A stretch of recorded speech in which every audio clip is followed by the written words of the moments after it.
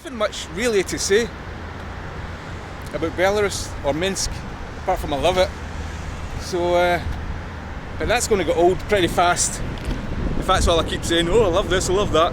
So I'm just basically going to tell you how I got here. And the ins and outs. Because it's a bit frustrating. Getting here is frustrating. Getting around and stuff like that's a bit frustrating as well. So we'll go to some other places and I'll fill you in on how I got here and what I do for money, etc, etc. Okay, let's go. The hotel, 40 years of victory, built in 1985. So you can imagine what the 40 years anniversary is all about. There are a lot of things in this country harks back to World War II.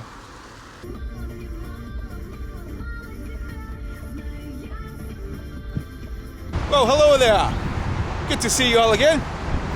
Same old faces I see. Hopefully one or two new ones. And if you are new, thanks for stopping by. I wonder if you can guess where I am.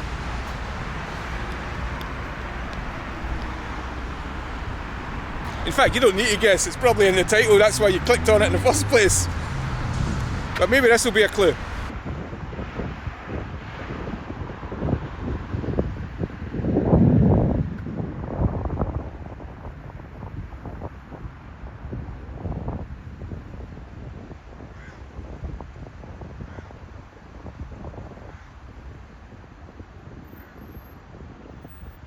So if you know that, well done, good guess. Nationalia Biblioteka Belarus, National Library of Belarus, here in Minsk. Like from my own sort of anecdotal research, Belarus seems to be a place that, well, not many people know what it is or even where it is. Which is weird considering it's slap bang in the middle of Europe. That is if you count Europe, not just from, say, a Western perspective, but if you count Europe from the Ural Mountains all the way to the Atlantic, then Belarus is slap bang in the bloody middle. And it's quite big. It's not Liechtenstein, it's rather big. But people don't seem to know where it is. I think they just imagine it to be part of Russia. Although, I mean, it is a union state with Russia, but it's very much its own country with its own history. And I'm not a big Russian speaker at all. But when I look at road signs and stuff, I see spellings and letters that I'm not entirely familiar. So yeah, it's got its own language, although it's very similar to Russian. So it's really strange that people don't know much about it.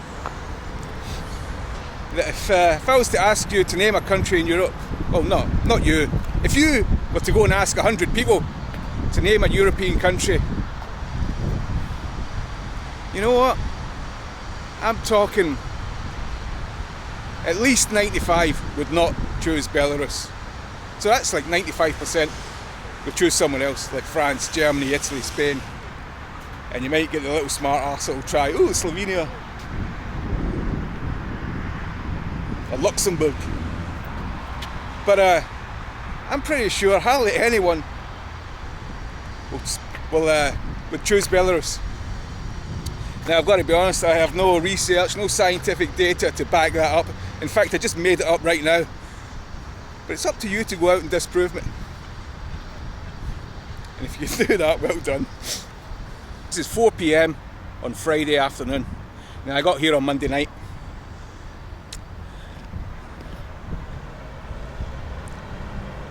And I'm loving it. I've got to be honest, I'm bloody loving it. I think this might be one of my favourite cities of all time, anywhere that I've ever been to. On Tuesday, there was one place I wanted to go to, which was the football. So I went to the football on Tuesday night. Like I said, I got here on Monday night, and I was shattered. I'll explain later. But I really wanted to go to see the football, so I've seen Dynamo Minsk against FC Minsk at the Dynamo Stadium. Fantastic, loved it. I didn't take this camera because I get the impression that if you break any sort of rules here, they'll come down on you like a ton of bricks. This is not like Albania or Georgia, where you can just wander about with cameras filming stuff. I think they take security, privacy and all that very seriously here, so I left my camera at home, in the hotel, due to the fact I didn't want it confiscated or having to store it somewhere while I was inside the stadium. And I think it was a good move, because I've never seen so much security get into a sparsely attended football match. It was unbelievable. I took some footage on my phone, I might cut it in. There's a lot of people milling around, I don't know. It's just a meeting place or what, or the entrance is in there. I think that's the ticket office. And there seems to be a big line, so I think that might be the ticket office. I'm going to nip over and stand in the line. But I'll go and queue up and see if I can get something. I'm not even sure what I'm asking for. Let's go. Success. 13 rubles. Well, we're in. Bit secure, but we're in. Penalty to FC Minsk. Oh, save! Oh! What I say? So that was it. Quite a simple 2-0 win for Minsk. Yeah, nice stadium.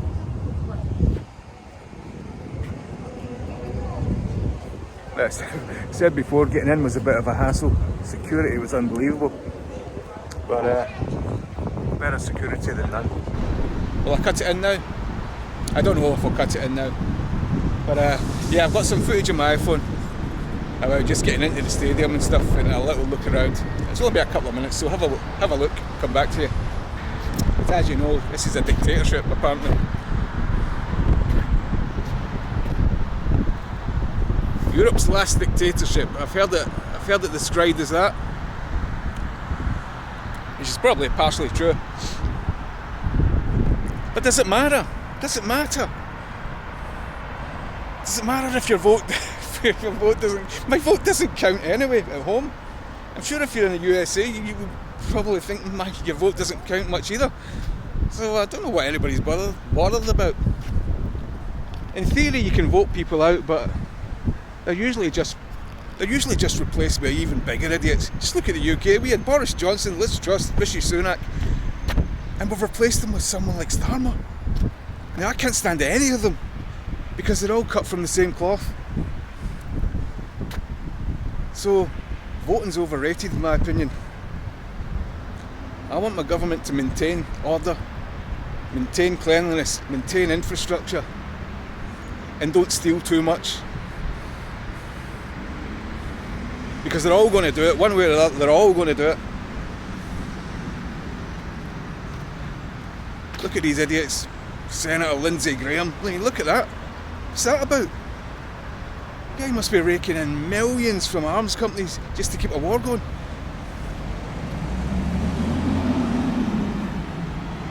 Anyway, enough ranting.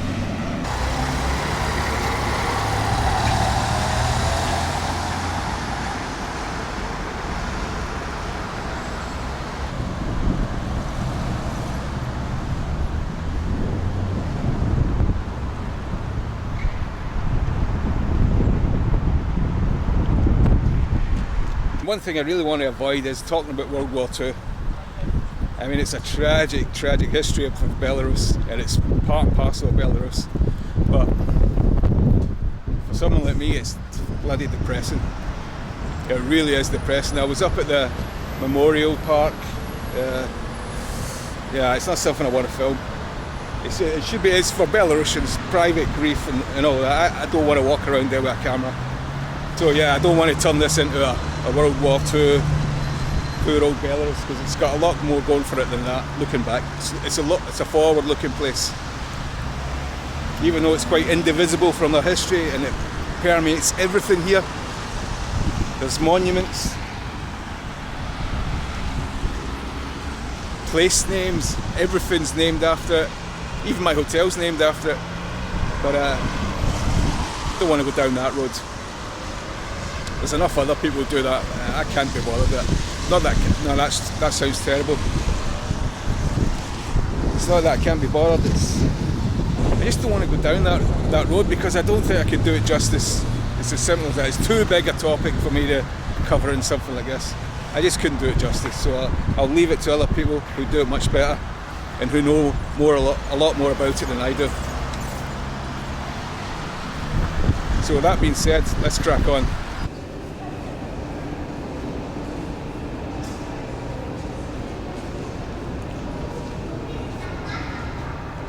Fuck's sake. No matter where you go. So what is Minsk in Belarus famous for? Potatoes? Yep. Lukashenko, of course. And tractors. Presidium of the Supreme Soviet of the USSR. Orders of the USSR of enterprises and organizations of tractor and agricultural engineering. Presidium of the Supreme Soviet of the USSR decrees to award the Order of the October Revolution to the Minsk tractor plant for the great successes achieved by the enterprises team in fulfilling the tasks of the five-year plan for the production of tractors and use of production capacities and the creation of designs for high-performance tractors for agriculture. There we go.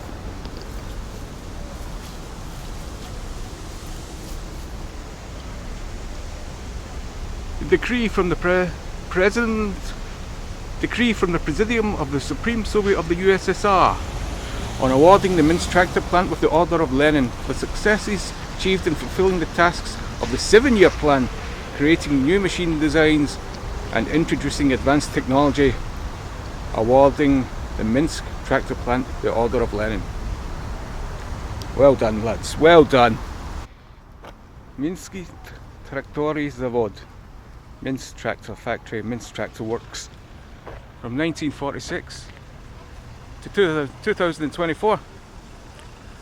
Well, dude's got an easy job, just one digit up every year, unless it's the end of the decade where he has to do two. That must suck. Yeah, there we go. What a place. Looks like the gates of Minsk. It looks like we're here at the end of a shift and I'm getting all sorts of stares. Hope security doesn't come out. See? Belarus. Minsk Tractor Works. MTZ. It's got a metro station right there. Goes by the same name. And it's got tram lines as well. So there's no excuse for not getting to work on time. And gone are the days when companies and corporations and factories would make buildings, you know what I mean, that we're proud of, rather than just soulless boxes. Stuff like this deserves a wee shot on camera.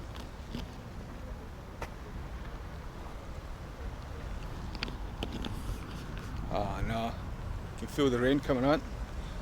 And aye, as usual, don't have a jacket. The other night I had a dinner in a restaurant called Kamyanitsa. It's just around the corner from my hotel. And it was brilliant. Absolutely fabulous. There was potatoes involved, but that was, you know what I mean, that wasn't the reason I went. It was just brilliant stuff. Comforting, filling, just what you want. And these bloody Russians, they forced me to, well, they didn't force me, they encouraged me, shall we say, to drink tinctures at the start. Tinctures, little like set of 4 or 5 tinctures with the corresponding sort of snacks to match up with them. Now what are tinctures? They're kinda, in fact I'm not sure what they are. They're like alcoholic, they're like an essence of something, or like a herb or some sort of food distilled in ethanol, like some sort of, it's not that strong. Hold on. Hey Siri. What are tinctures?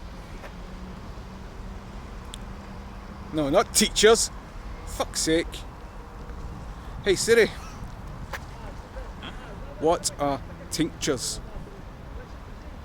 A tincture is typically an extract of plant or animal material dissolved in ethanol, and it's a little drink. At least I think it's a little drink. It could be other things as well, but you can drink them. And they were lovely.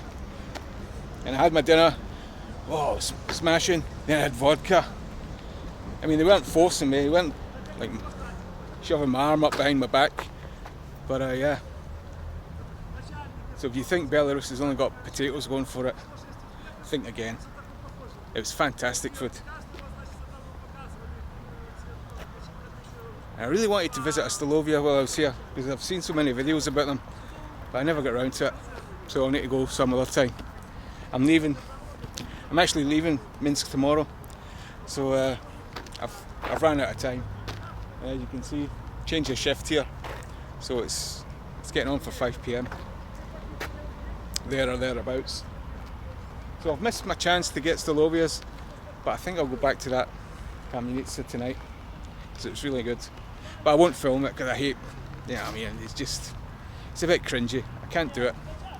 I need to build up to these things. I'm not an experienced vlogger to do that sort of stuff. How cool is this metro station? With the lights that look like windows. That's pretty awesome.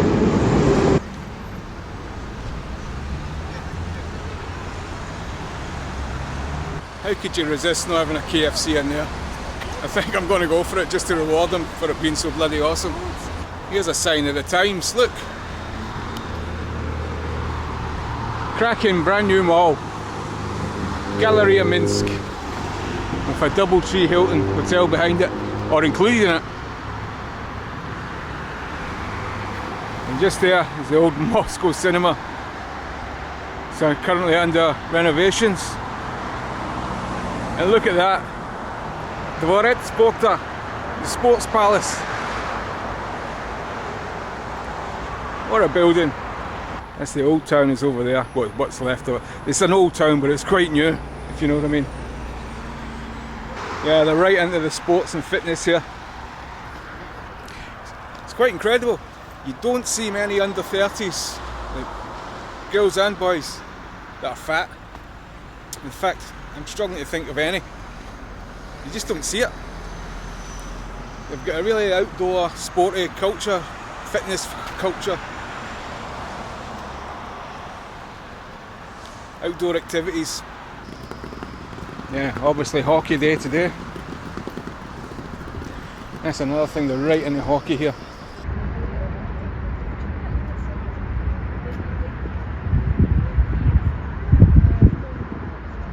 There we go. The magnificent Hotel Belarus. At the other end of this park is the Great Patriotic War Memorial Park. You might be able to see that large obelisk there. Yeah, that's where we're going. This would be ideal for a Yandex scooter, but unfortunately I'm not able to use them due to good old sanctions. You see? Sanctions in action. I have to walk a little bit more than jumping on a scooter. Yeah, that's gonna bring the economy to its knees, isn't it? Minsk, Gorod, Minsk Hero City. Everything is so well maintained here. You know what? See, last night at about what time would it have been? It would have been almost midnight. I was walking back to my hotel through a park. You know what I mean? It was dark, it was a bit wet. It was a huge park, Gorky Park I think it is, near my hotel. And there was like single women walking through it. You know, obviously no fear, no nerves. Absolutely blissfully unaware of anything bad that might happen. I would freak out. See if my daughter was walking through a park at night where she lives, I'd be like, what are you doing? But here, it's not an issue. There's probably reasons for that, but when it comes down to the safety of your family, I know which one I'd prefer. I know which sort of scenario I would prefer. I'd prefer that my daughter could walk through the park without getting hassled, without getting robbed, and all the rest of it. Right, here we are. This is the Museum of the Great Patriotic War. When I say it's depressing, it might sound like I'm making light of things, but I'm not. I just don't want to go in there filming it because it puts me on a downer. A lot of really, really bad stuff happened here. I don't even like talking about it. It's real nasty business.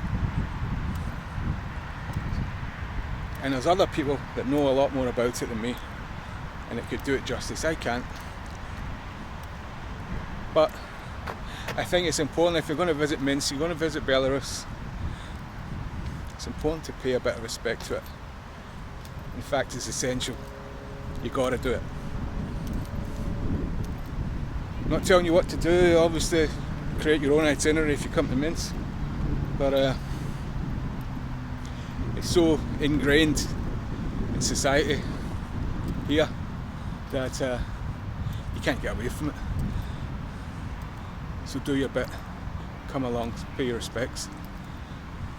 They're not ashamed to fly that here. Why should they be? It's a massive part of their history. Yeah, I know. Yeah, I know. A lot of things done under that flag's name. It's not very nice either.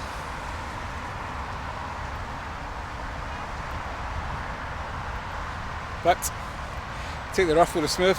There was a lot of good, worthwhile stuff done under that. But yeah, I know a lot of people will say, oh, the mass deportations, the huge crimes, forced labour, millions of deaths. Well, yeah, you can't argue it, and I'm not gonna. Yeah, that is a fact, that's true. What can you do? You can't get away from it. So don't hide from it.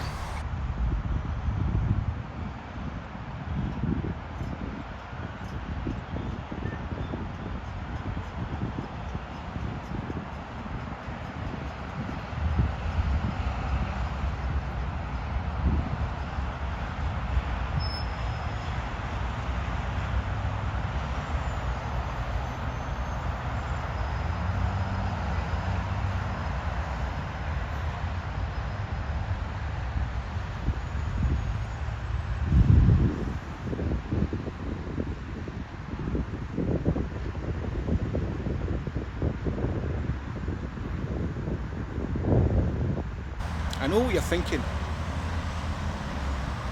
Saying, you told us Minsk was beautiful, it's amazing. But all we can see are these old communist concrete buildings.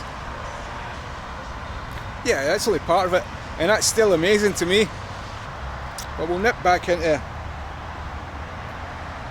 I wouldn't say central Minsk, but well, centre of Minsk, and you'll see what I'm talking about when I say it's beautiful. It's like mini Moscow. It's absolutely incredible. Like I could really do with jumping on one of those scooters, but I can't because of sanctions. And that leads me on to a topic that I'll tell you about. It's how to manage your finances here if you're only coming for a short time. I'll find a seat and we'll go over it. So when you arrive here in Minsk or in Belarus, you're going to find that most of your cards are not going to work.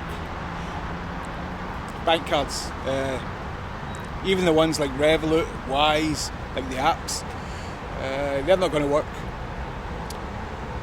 Your visas, mostly visas, are not going to work. MasterCards might, I've been told. I don't know that because I don't have any. I've even got this.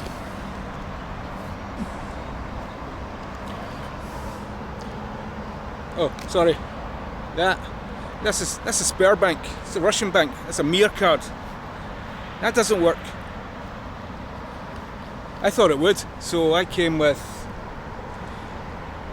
because I've still got money on this from when I opened it in Russia, about a few £100 into rubles, still in that account. So I thought, yeah, I'll spend that in Belarus. No, you can't. It's a pain in the backside. What happens is when you go to use it, swipe it, pay for something in the supermarket or a restaurant or any sort of bill, it'll just come up saying unaccepted. Then I get a text message on my phone, on my other phone, which has got the megaphone SIM card, that will come up. Non-residents of Russia cannot use the Mir card abroad. They can only use it in Russia. So I don't know, maybe Russian citizens can use their Mir card in Belarus. I certainly can't. What I can do is go to a spare bank ATM here in Minsk, and it lets me withdraw cash, which is better than nothing. And it's been quite handy actually, because like I said, I thought it was going to work here, so I didn't bring as much cash as I might have done. I'm not running out on anything, but I just got to have to watch what I'm spending, particularly near the end of the visit, as I get near the end of the visit. So yeah, that's one thing to worry about, is sources of money. So bring cash. If you're only here for a short amount of time, bring cash. Dollars or euros. Probably euros is better, but yeah, dollars will be fine as well, as long as they're nice and crisp and clean. And what you'll find is, don't waste your time running about looking out for different exchanges, trying to get that couple more points. You don't really get a sort of spread. It's pretty much set. There might be a tiny fractional difference, but you're wasting your time. Just go to the nearest one, exchange your money, and forget about it. Because if you go to the one, might be 2 miles down the road, which you're going to save $1, you're going to save €1. Is it worth it? Not really. So just change your money as soon as you arrive. Some of it, if you want to change all of it, go ahead. The spread's quite small for exchanging it back, so you won't lose out too much. So my advice is just to change what you think you're going to need. Keep some in reserve, and if you need that, just change it as you go. Yeah, so that was a real pain, because I didn't have any money when I arrived, any Belarusian money, and I thought I could get off the bus, get a Yandex, and get to my hotel. No, even the Yandex app is on my phone. The Mir card is my payment method, but it refused it. So yeah, Yandex scooters, Yandex taxis, they don't work with my card, which I didn't bargain for. So I had to run around, find some exchanges that were open, change the payment method on Yandex to cash, and then just pay the driver in cash. But I can't hire a scooter because there's no one to give the money to. So yeah, all payments have been made in cash, which is taking me back a fair bit. You end up with loads of coins and change and stuff. You're like, what the hell is this weighing down your trousers? Oh, this shrapnel, like fractions of, I don't know what you call them here. Is it kopecks? I know Russian is rubles and kopecks. I don't know what Belarus is. That's weird, I should know, but I don't. Anyway, loads of coins, loads of shrapnel, loads of change, which I could be doing without. So that was the money situation. Cash is king. Unless you've got a way, or unless you know that you've got a MasterCard or something like that that's acceptable here, I would bring cash with you and exchange it as you go along. It's really not that difficult. You might have seen it before. I was in KFC. You can order on the screens, and then it says pay at the counter. So you just get a ticket, take it to the counter, and pay in cash. So it can be done. It's just rewiring your mind a little bit to get back into the days of No swipe cards, no chip and pins, no Apple Pay or anything like that. Yeah, it's going back in time. Right. Talking about going back in time, let's go back to the 50s and 60s. I really want to go on a scooter. Actually, when I come back from Russia in May this year, and I loved scooters so much that I went and bought one, even though they're not legal to drive where I live, on the streets and on the pavements. But do I let that put me off? Do I? Hell, I zoom back and forward to work almost every night on my scooter. Yeah, everyone laughs at me, but you know, I don't care. I do not care. I think it's a fantastic way to get about. It's these bloody things, these electric bikes. They shouldn't be allowed in they should be allowed on the pavement. Scooters are alright, but these guys, they go too fast. Especially those fucking delivery drivers. Wow. Awesome. Oh, as you see here, whoa, whoa, look at that, whoa. I found myself doing that quite a lot whilst I've been here. Yeah, I've been in Russia twice this year, now Belarus and Georgia. And whenever I'm taken by surprise or see something unexpected, I'm starting to go, oh, oh. Or when someone's talking to me, I'm like, uh-huh, mm-hmm, uh-huh, duh, mm-hmm. Oh, blue hair. Oh, Mac.by. That's McDonald's. Didn't know there was some sort of sanctions on McDonald's here, but that's what it's called here. You can even see like it's still retains some sort of yellow M. Yeah, but you go inside, it's still the same ordering, still the same menu. In fact, it's still called the same thing. The items on the menu are still called the same. Oh. That's a turn up for the books. Just as I was wanting to get back into central Minsk to show some classical Stalinist architecture, this bloody thing pops up just outside Frozenskaya metro station. Massive mosaic about hammer and power of labour or something like that. Absolutely incredible. Let's not get distracted. We better get back into downtown Minsk because the light's fading and this little camera's crap. And the light goes down. Oh, that'd be awesome. It's all lit up.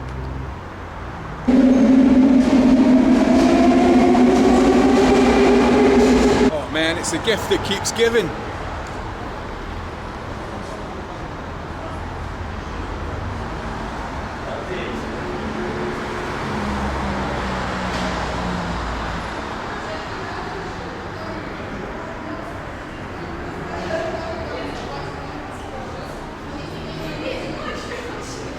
It's down at the metro station. There's another one over there.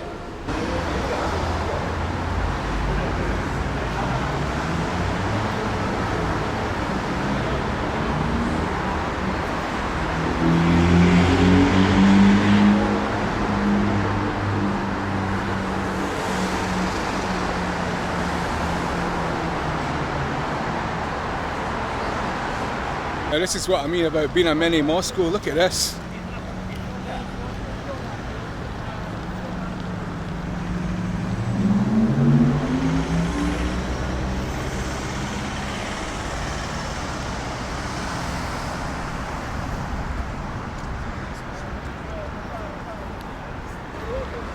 This all wasn't here yesterday. Yeah, it must be something to do with trucks, vans. This wasn't here yesterday. This wasn't here yesterday. I think it's generators, isn't it? I was hoping this would be clear so I could have a good 360.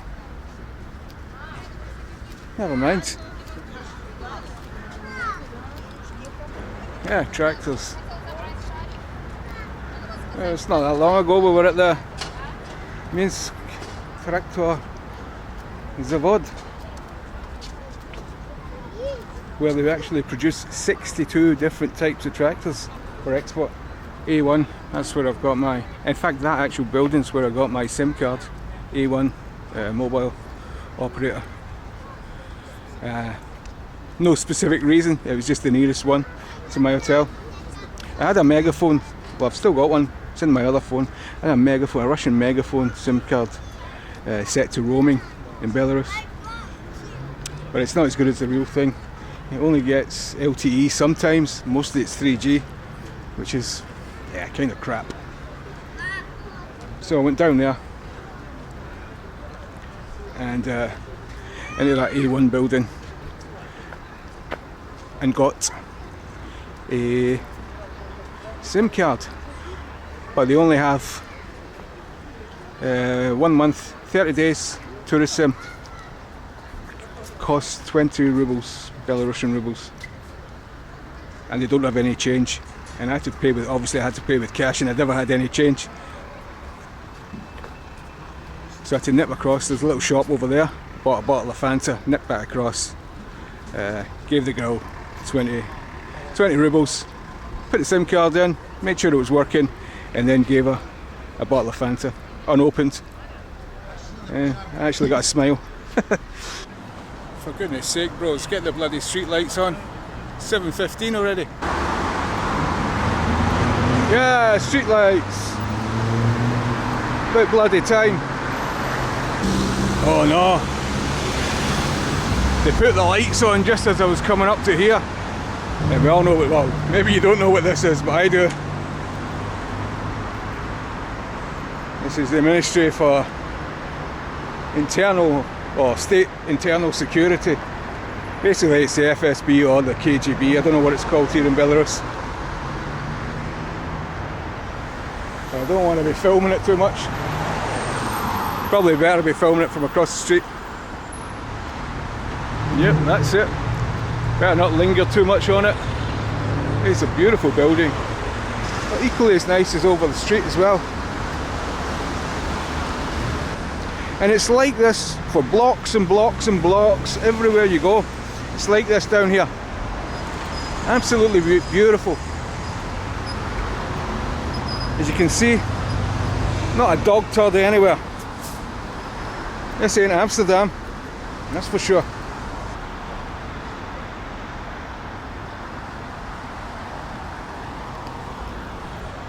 You know you're in some place when the central post office looks like that.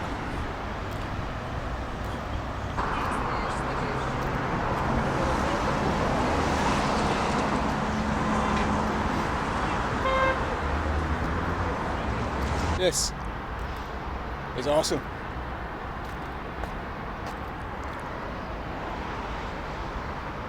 Another huge big square in downtown Minsk.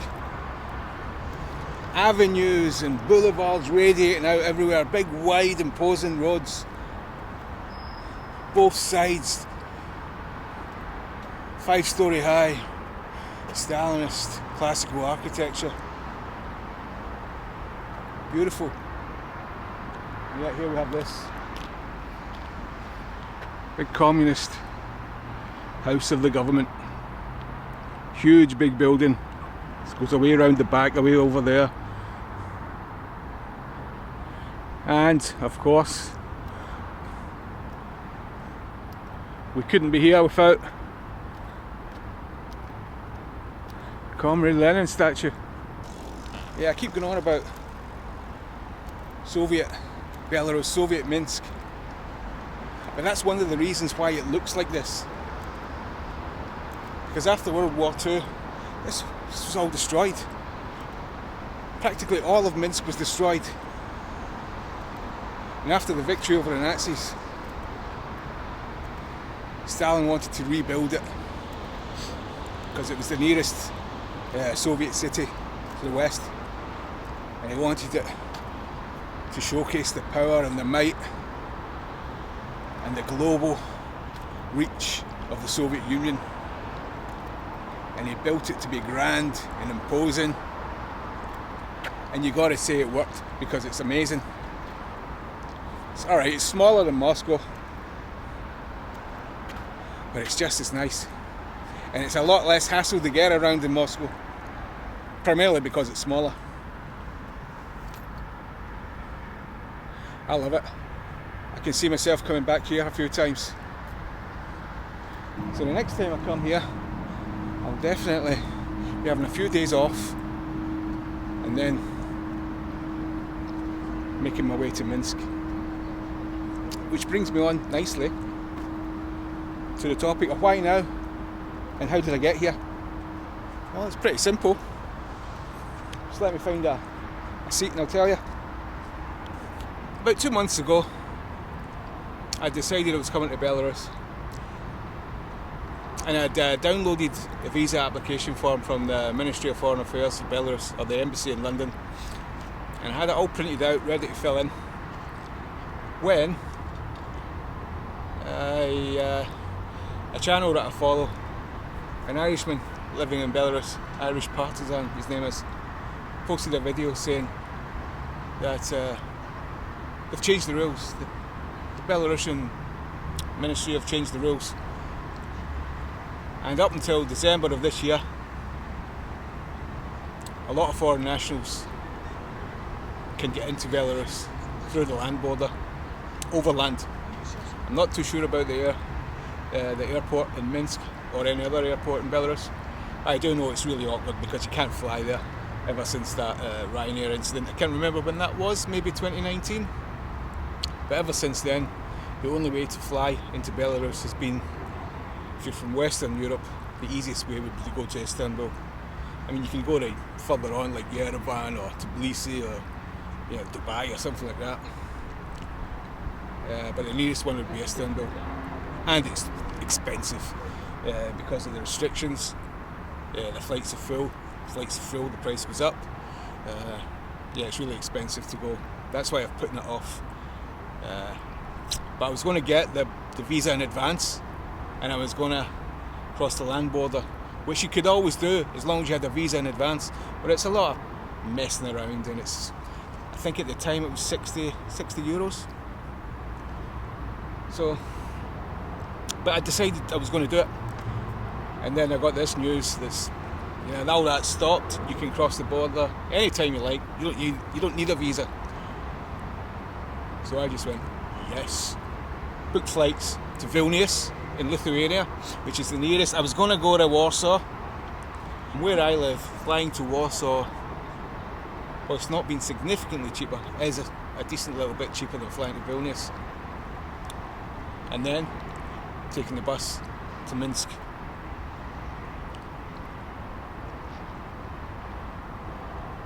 But after having researched it a little bit, I found that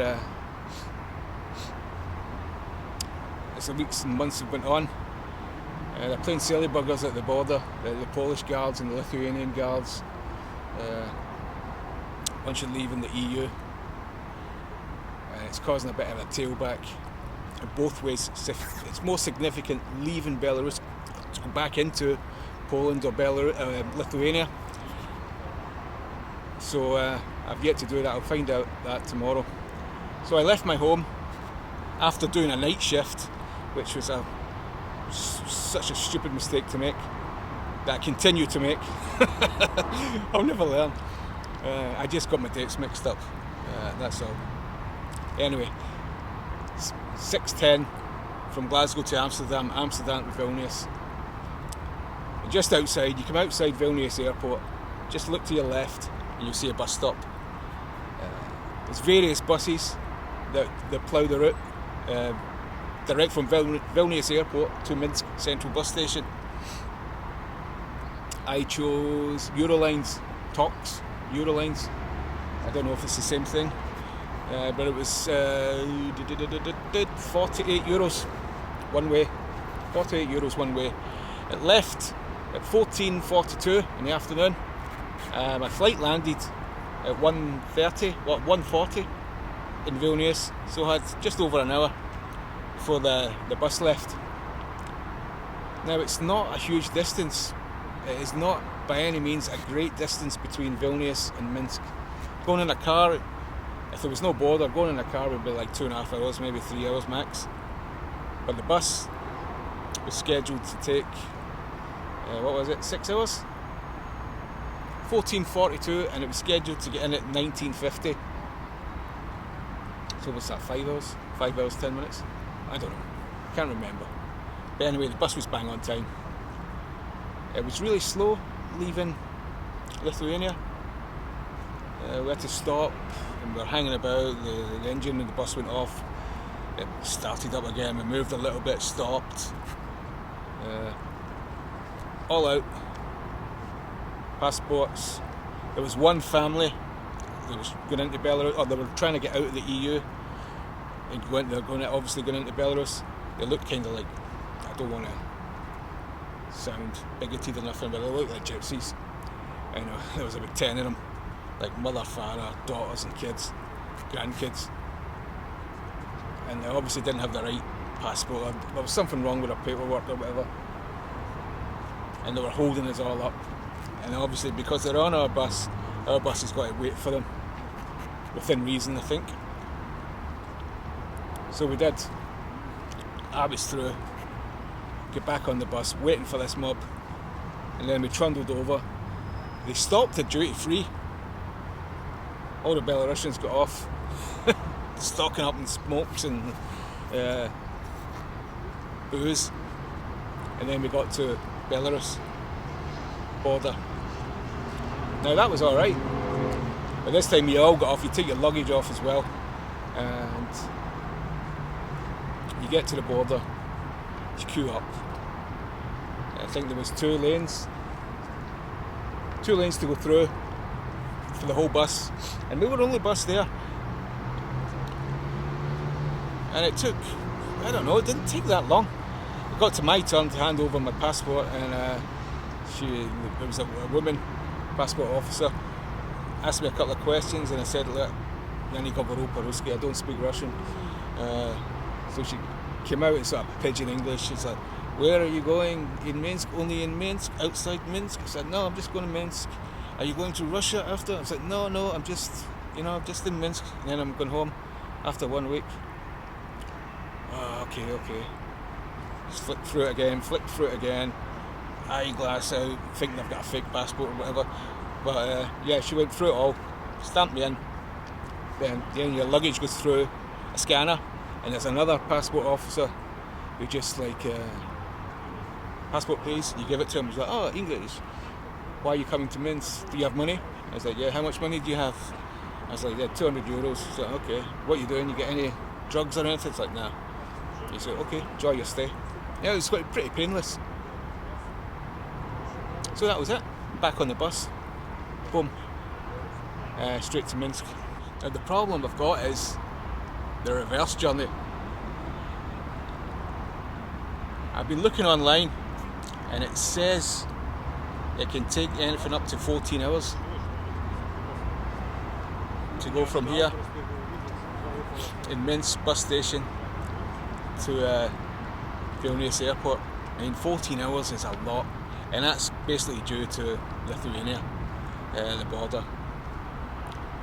Just being slow, trying to disrupt it, just playing silly games. And that's really awkward, because my flight from Vilnius is at 7:50 a.m.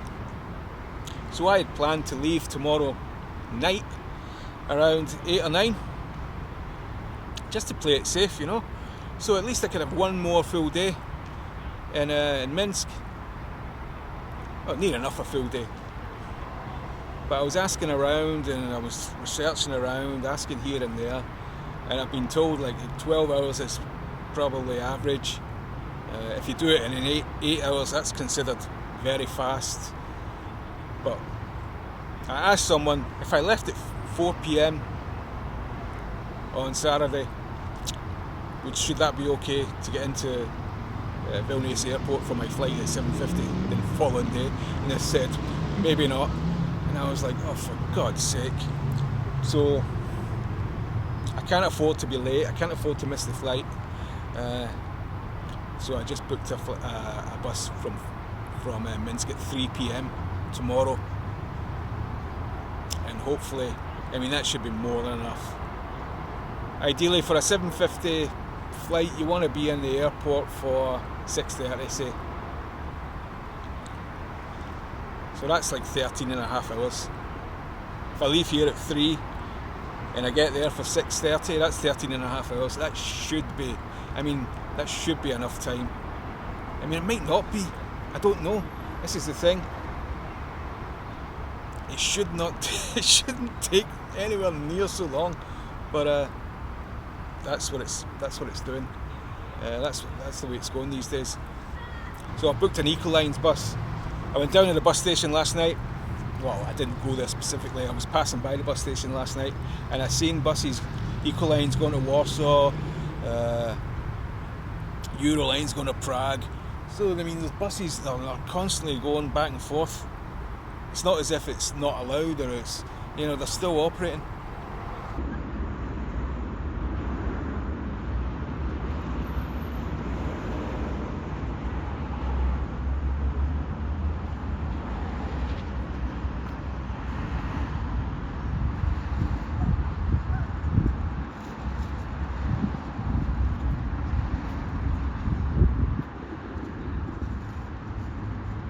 And I definitely recommend you coming here. It's fairly cheap. The food is great. There's not a lot of options. If you're in Russia or whatever, you can't go you're tripping over these shawarma places. I mean, they're everywhere. It's not like that here. I mean, there are a few, but there's not many. And they're not really conspicuous. That's another thing I found. A lot of businesses, restaurants and shops, they're like in buildings like that without any signs outside, or like very minimal signage. It's easy to miss a lot of places. And the only other thing is, it is quite difficult to get around. The average person in the street's not really approachable, or it's not going to answer you in English. People in the shops have been not bad actually. When I went to buy the football ticket, they don't mind using translator here. If you just speak into the translator, or you type into the translator and show them it, they'll happily read it and reply, or they might even reply in English, which happened to me at the football stadium the other night. So it's pretty cool. I just put it down, gave it into the window, and she replied, 13 rubles please for the ticket. Alright, fair enough. Excellent. And one of the waiters was like that the other night as well. When I said I don't speak Russian, he just went, well, speak English so you can tell me whatever it is you want.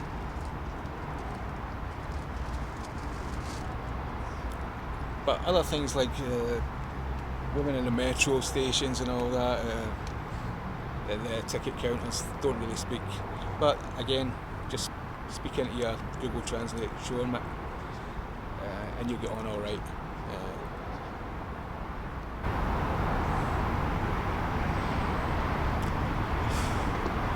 Everywhere you look, man.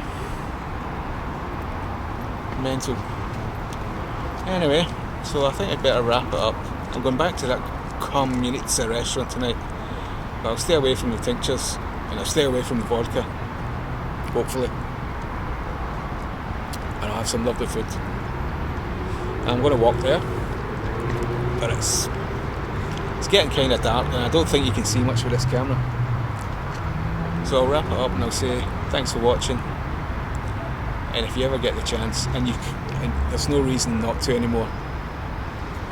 Well, where are we now? We're at the end of September, so this visa-free thing is only going until December, but hopefully it might get extended, and if it does, yeah, try and make your way here. It's really, really nice. Really safe, a little bit awkward, but it's nothing that you can't overcome with a bit of common sense. Like I said, It's very walkable. Weather's fine. It's just the money aspect that's quite annoying if you're just used to, or over the past few years I've got used to just paying my card everywhere. Yeah, that might be a wee bit annoying, but yeah, it's something. It's not a big deal. Not a big deal at all.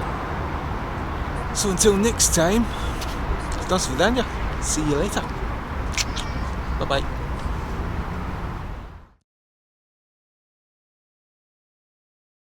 Alright, that's me here, Vilnius Airport. Well early, but 9 hours early for my flight. So I left Minsk at 3 o'clock, Equaline's bus 3 o'clock, and basically arrived here at 10:30.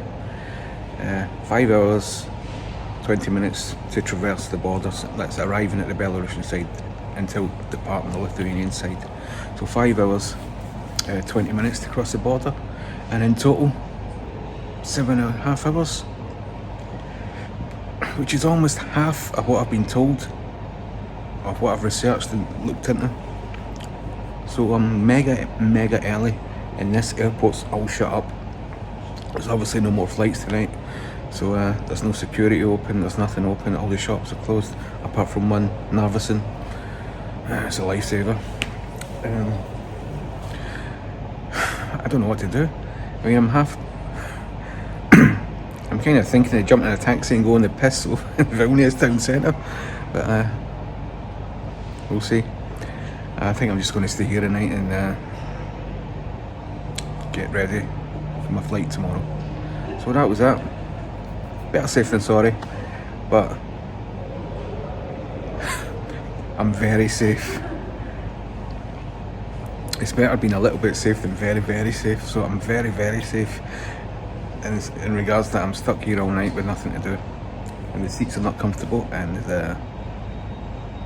I'm just going to be in a hell of a mood. Luckily my flight goes to Amsterdam, and I don't know why, but this time I booked lounge, the KLM lounge, so I'm getting the KLM lounge when I arrive in Amsterdam. A wee treat for myself. Alright, so that was an update on the border crossing. A lot less time than I thought it was going to be. I mean, that's great. I mean, it is great. It shows that they're taking it seriously and they're moving in the right direction.